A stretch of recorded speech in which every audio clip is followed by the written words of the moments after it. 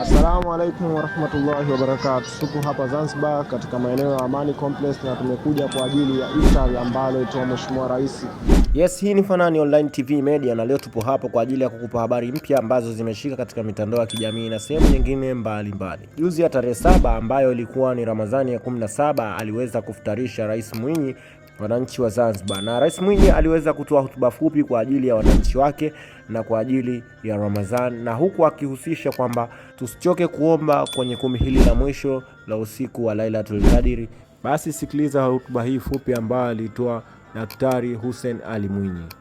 Na watu wamejitokeza kwa wingi na maandalizi yalikuwa mazuri, na alhamdulillah Mwenyezi Mungu awalipe wote kila la kheri na kulipeni na nyinyi nyote kila la kheri mlofika katika shughuli yetu hii.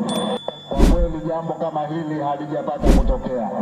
Kwa hivyo tunamshukuru Mungu kwa kutuwezesha, na mvua hii ni ishara kwamba Mwenyezi Mungu yuko pamoja na sisi katika jambo hili la kheri.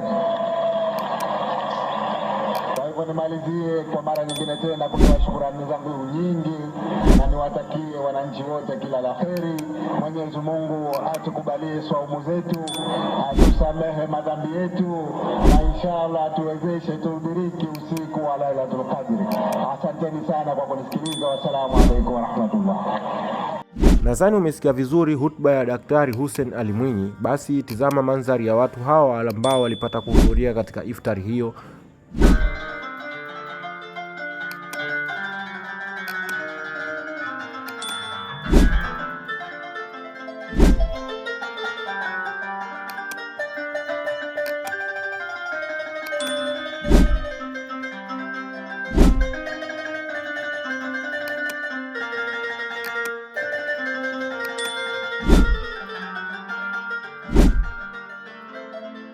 Nadhani umeiona video hii kwa uzuri na umakini zaidi. Basi na kusisahau kusubscribe na kulike na kucomment ili kupata taarifa zetu mpya kila siku na kila muda tunapoweka.